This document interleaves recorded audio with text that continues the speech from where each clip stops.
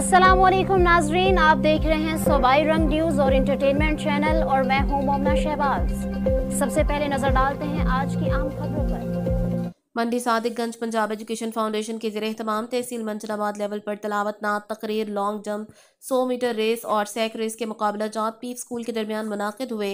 तकरीब के मेहमान खसूसी सदर अंजुमन ताजरान थे। मंडी सादिकगंज मंजनाबाद प्रेस क्लब मोहम्मद आमिर जरगर और general secretary Sheikh Gulrez general secretary थे।